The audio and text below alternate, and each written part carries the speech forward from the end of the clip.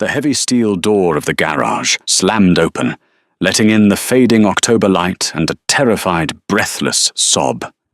7-year-old Lily stood trembling, her pink backpack slipping off her shoulder. "Daddy!" she gasped, tears cutting through the grime on her cheeks. A man tried to take me. The air inside, iron and chrome customs, was usually thick with the smell of motor oil, welding ozone, and the stale scent of cheap beer. It was a sanctuary, a heavily fortified garage on the gritty industrial edge of Oakland. To the local police and the terrified suburbanites, it was the fortified clubhouse of the local Hells Angels charter. But to 7-year-old Lily, it was just her dad's work. The giant, heavily tattooed men wearing leather cuts emblazoned with the winged death's head were just her uncles. Jackson Gallagher, the vice president of the charter, was elbow-deep in the engine block of a '98 Harley Dyna when he heard the door slam. When Lily's words echoed against the corrugated steel walls, the garage went graveyard silent. The heavy rhythmic thud of the air compressor seemed to stop.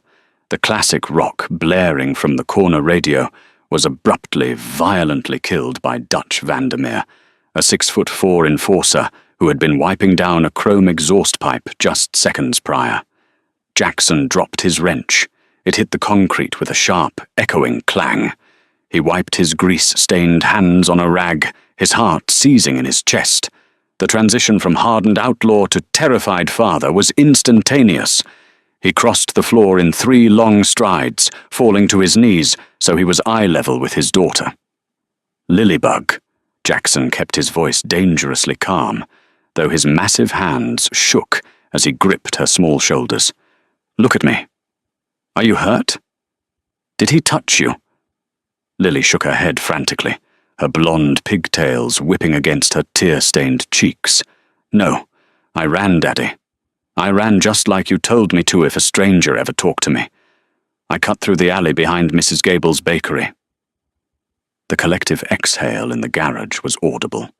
Behind Jackson, 4 fully patched Hells Angels closed ranks.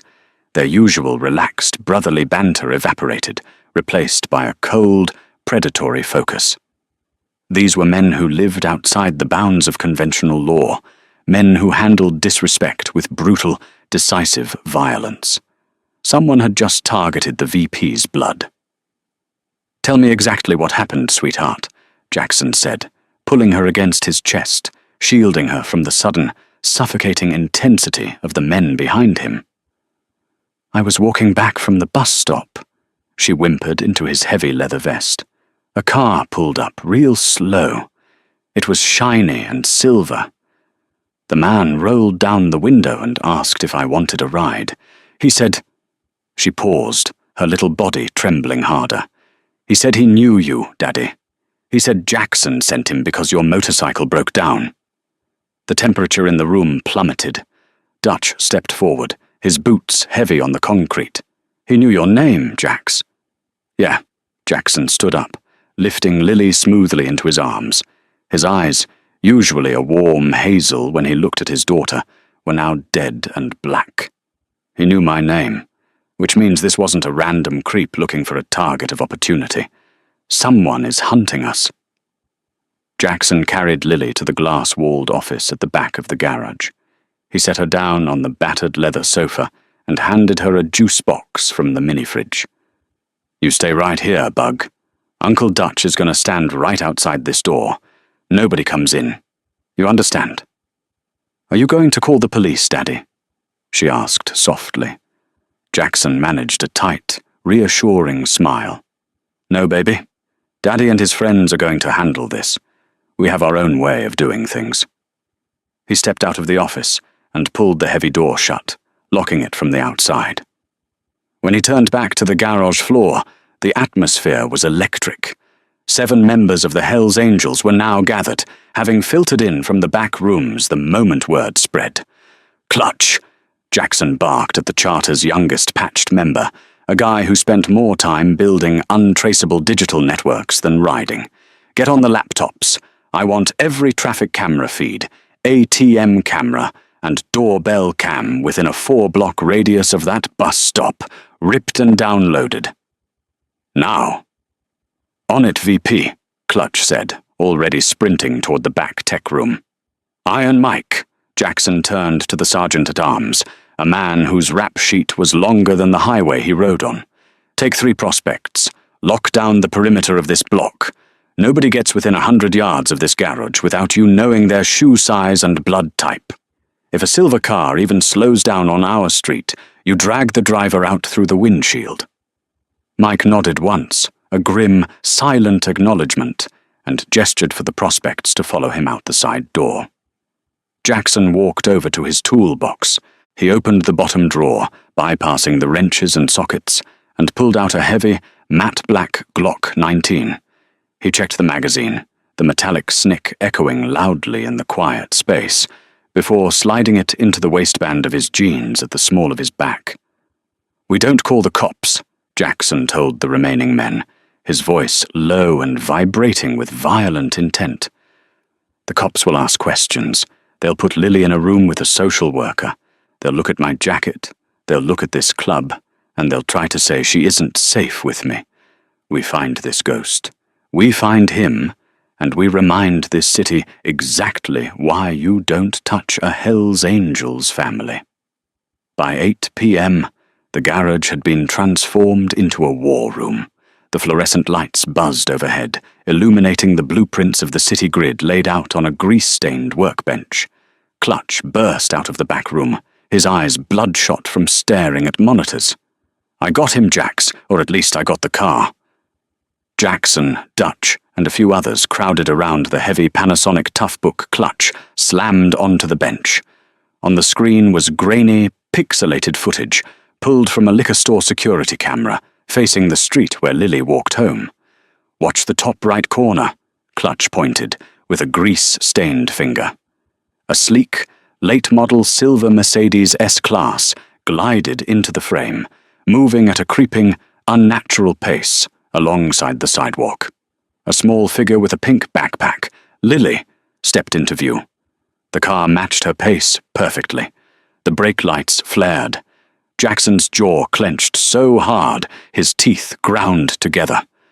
Watching it happen, seeing the metallic predator stalk his little girl, sent a surge of adrenaline through him that tasted like copper. He was careful, Clutch noted, his fingers flying across the keyboard to pause the video. Kept the visor down, stayed in the shadows of the interior. But he made a mistake. The plates? Dutch asked, leaning in close. He swapped them, Clutch said. The plates on the back belonged to a stolen Honda Civic reported 3 days ago in San Jose. But he didn't realize the liquor store owner recently installed a secondary camera pointing down the alley for delivery trucks. Clutch switched windows, pulling up a different, slightly clearer angle. The Mercedes was turning down the alley to speed away after Lily bolted. As it hit a pothole, the rear bumper scraped the asphalt, and for a split second, a customized dealership decal on the lower trunk caught the street lamp's glare. Bancroft European Imports, Dutch read aloud. That's high-end, in the hills. Exactly, Clutch grinned, a wolfish, dangerous expression. I hacked into Bancroft's service database. There are only 14 silver Mercedes S-Class models sold and serviced there in the last 3 years. Cross-referenced the rims in the video with their service records. Only one guy bought those specific aftermarket alloys. Who? Jackson demanded, his voice a dangerous whisper.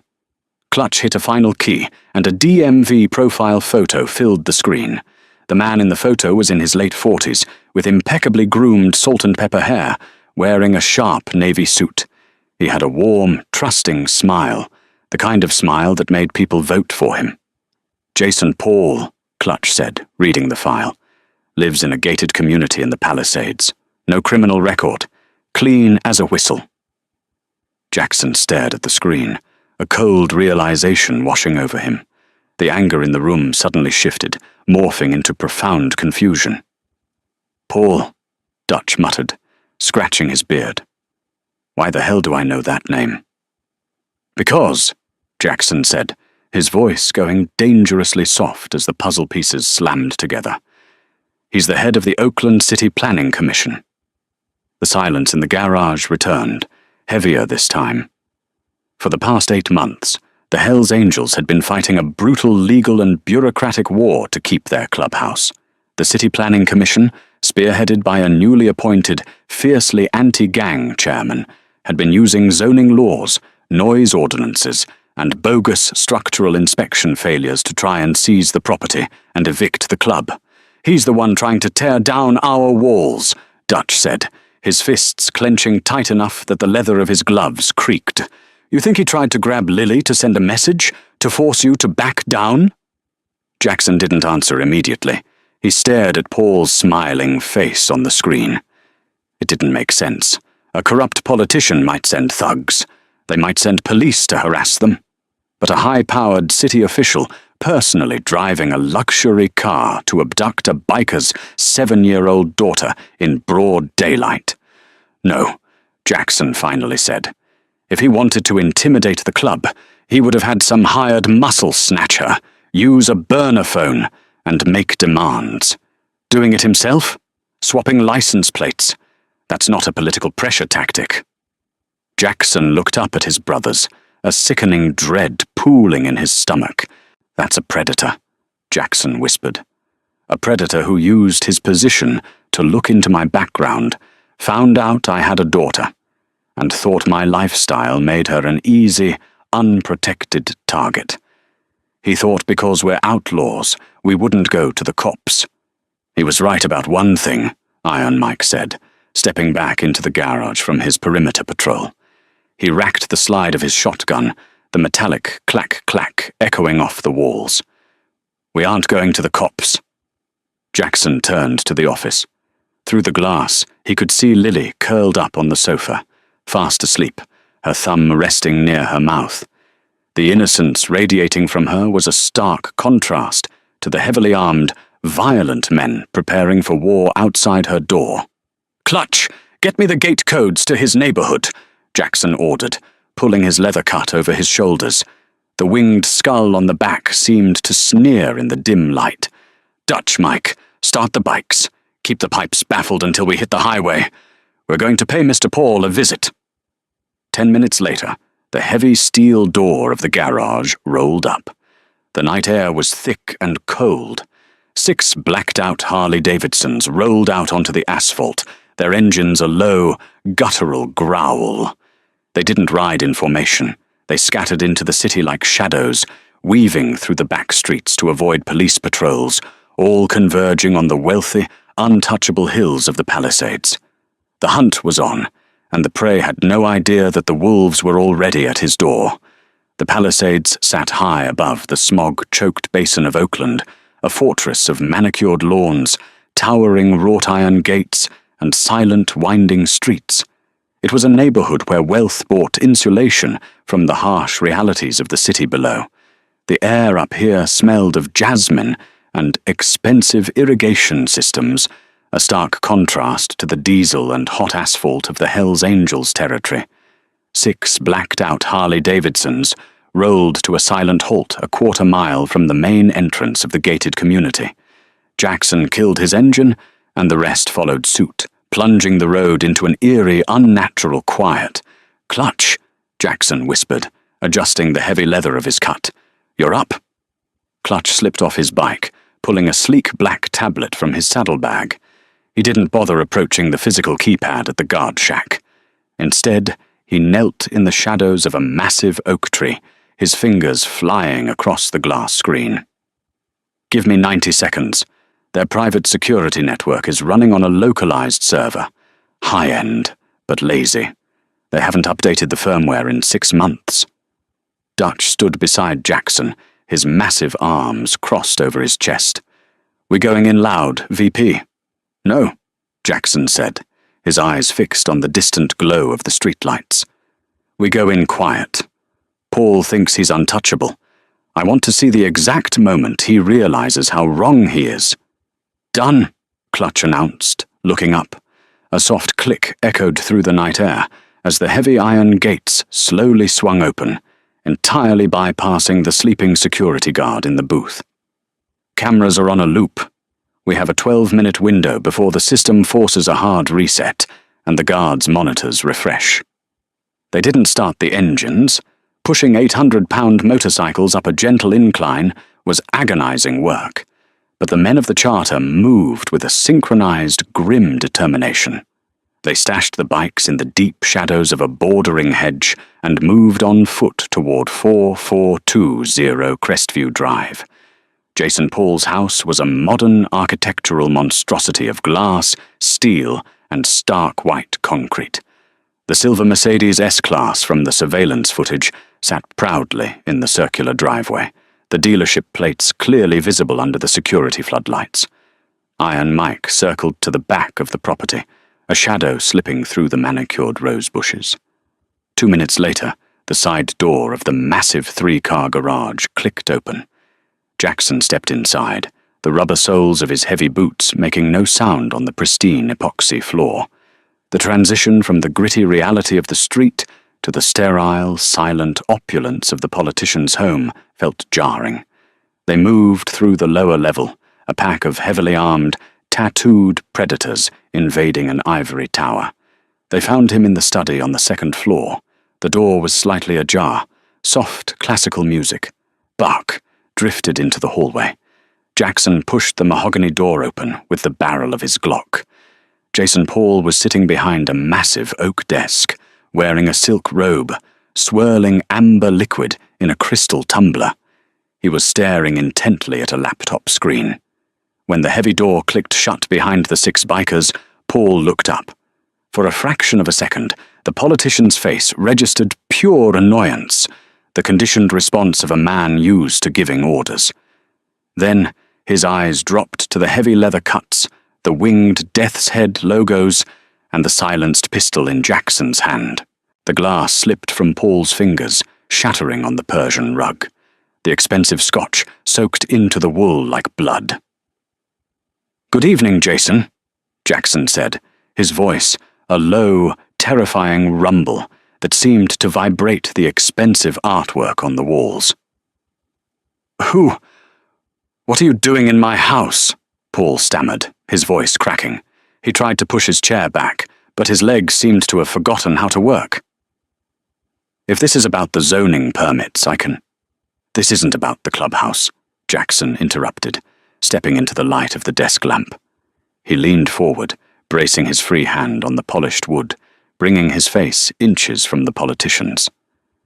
"This is about a little blonde girl with a pink backpack, a little girl you tried to put in that shiny silver Mercedes today."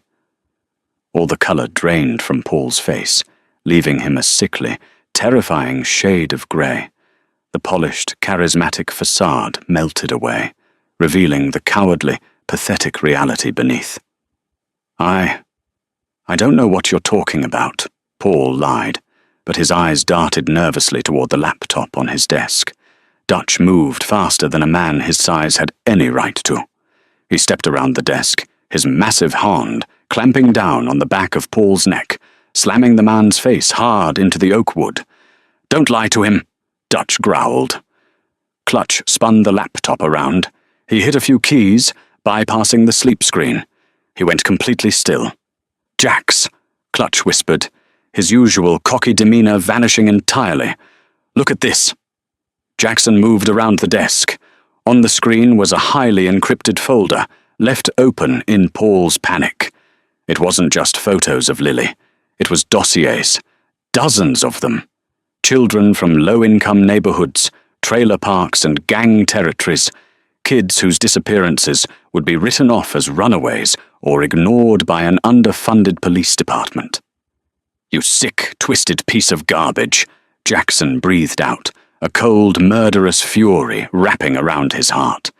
The twist wasn't that Paul was targeting the Hells Angels to force them out of their clubhouse. It was far worse.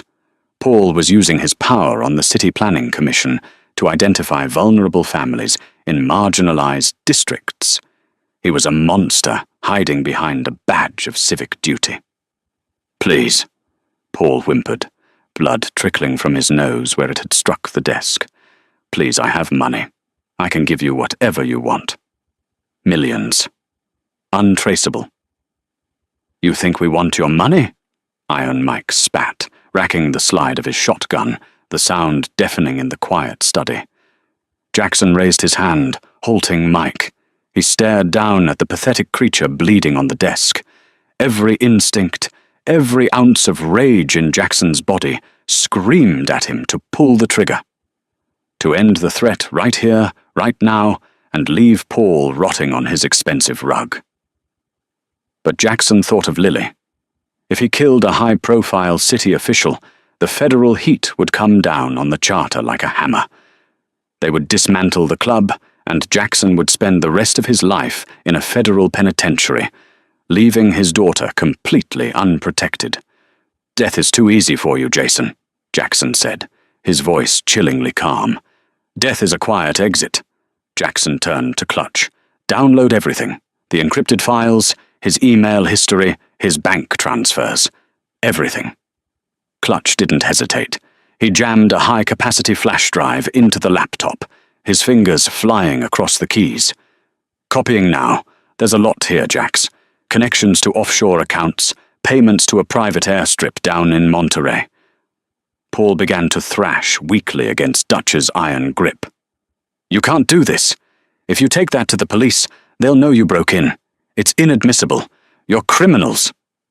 Jackson let out a dry, humorless laugh. "You're right, Jason. We are criminals, which means we don't care about the chain of custody." Jackson stepped back and nodded to Iron Mike. "Strip him." "What?" Paul shrieked, panic finally overwhelming him. Mike and another patched member hauled the politician out of his chair, tearing the silk robe and the pajamas underneath off him in brutal, efficient motions. They dragged him, kicking and screaming, toward the heavy support pillar in the center of the expansive room. With a handful of heavy-duty zip ties pulled from Mike's tactical vest, they bound Paul securely to the pillar, his arms pinned behind him. "We aren't taking this to the local cops," Jackson explained, walking slowly around the bound, shivering man. "The local cops might lose the file. They might be on your payroll. No, we're going straight to the top." Jackson pulled his burner phone from his pocket. He dialed a number he had memorized long ago, a direct line to Special Agent Thomas Sterling, the head of the FBI's Regional Anti-Trafficking Task Force. The feds had been trying to build a case against the local Hells Angels for years, but Jackson knew Sterling was a straight shooter when it came to protecting kids. "Sterling," Jackson said when the line connected, masking his voice with a heavy, gravelly tone. "Listen closely. I have a gift for you. You've been looking for the ghost operating the trafficking ring out of the East Bay. The one grabbing kids from the fringes." "Who is this?" the agent demanded, his voice sharp and instantly awake. "A concerned citizen," Jackson replied coldly. "Get your strike team to 442 O Crestview Drive in the Palisades. The target is Jason Paul, City Planning Commissioner. He's tied to the pillar in his study. His laptop is unlocked, the encryption is disabled, and all the offshore transaction receipts are printed out and sitting on his chest. You have exactly 15 minutes before he figures out how to chew through plastic zip ties." Jackson hung up, snapping the burner phone in half and tossing the pieces onto the floor. He walked up to Paul, who was weeping openly now, the reality of his total destruction sinking in. His political career, his freedom, his reputation, all of it was over. He would spend the rest of his life in a federal supermax, branded with the worst possible label a prisoner could have. "You targeted the wrong little girl, Jason," Jackson whispered, leaning in so close Paul could smell the motor oil and leather. "If you ever mention me, or my club, to the feds, I have brothers in every federal prison in this country. They will find you, and they will make it last a very, very long time. Nod if you understand." Paul nodded frantically, sobbing uncontrollably. "Drive's pulled, Jax," Clutch said, securing the laptop back in its original position. I wiped our digital footprints from the security servers. As far as the feds are concerned, an anonymous hacker blew the whistle. "Let's ghost," Jackson ordered. The Hells Angels melted out of the house as quietly as they had entered. By the time they reached their motorcycles, the distant, wailing scream of FBI sirens was already echoing up the winding canyon roads. They rode back to the industrial district in silence, the heavy thrum of the Harley engines serving as a comforting, rhythmic heartbeat. The adrenaline was fading, replaced by a deep, bone-weary exhaustion. When Jackson finally rolled his bike back into Iron and Chrome Customs, the garage felt different. It was no longer just a clubhouse or a workshop. It was a fortress that had held the line. He walked briskly to the glass-walled office. The heavy door was still locked. He turned the deadbolt and stepped inside. Lily was right where he had left her, curled under a heavy wool blanket on the sofa. The sound of the door opening roused her.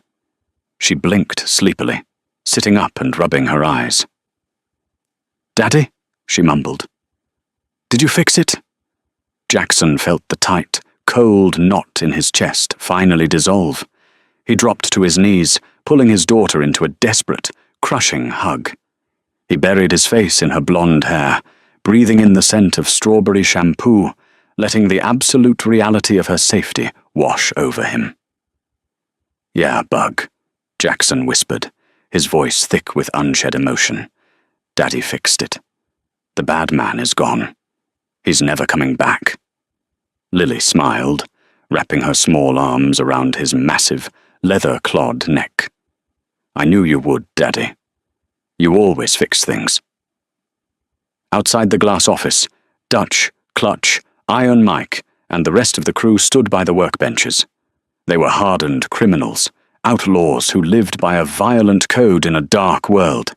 But as they watched their vice president hold his daughter, every man in the room knew they had done exactly what needed to be done. The wolves had protected the flock, and Oakland's darkest monster was finally locked away in a cage. The streets of Oakland remained unforgiving, but the shadows felt a little less dangerous. Jason Paul's arrest sent shockwaves through the city, dismantling a nightmare hidden behind a politician's smile. Jackson Gallagher and his brothers returned to their roaring engines and steel sanctuary. To the world, they were outlaws, dangerous and untamed.